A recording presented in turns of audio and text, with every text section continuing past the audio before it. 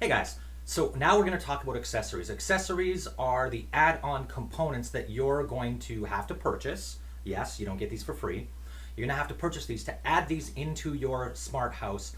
Typically, we're going to replace things that already exist, although in some cases, things like the sensors, you're going to add additional capabilities into your house that we can use as triggers in the orchestration section. So we'll learn all about triggers and that there.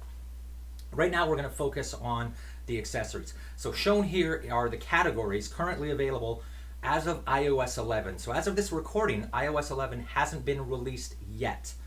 So the categories we have are lights, switches, outlets, thermostats, windows, fans, air conditioners, humidifiers, air purifiers, sensors, just typical sensors. So we'll find things like contact sensors or perhaps sound sensors, motion sensors, things like that in here. Security, locks, cameras, doorbells, garage, and bridges. So as of iOS 11, the additional categories I believe we're going to get are faucets and taps, I think is the other one. So don't worry, as iOS 11 does come out and we start to see more of these available, we will add into this list. This video will be updated. So hold on and let's start looking at what the different categories are, what's available in the market right now, and we'll give you guys some guidance on different ways, different things that you're going to have to think about when choosing the accessories that you want to work with your HomeKit.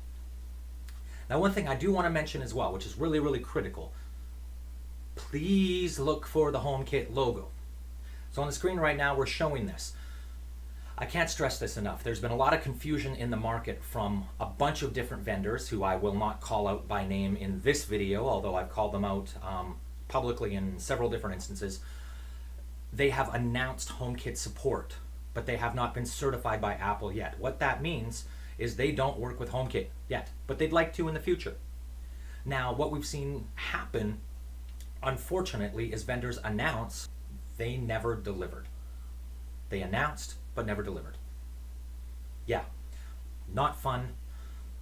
It is what it is, right? So the best advice I can give you guys is to make sure you look for the logo first.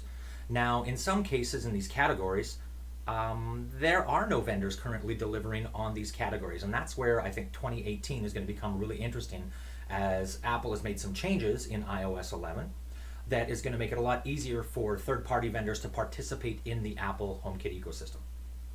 And with that, let's get started.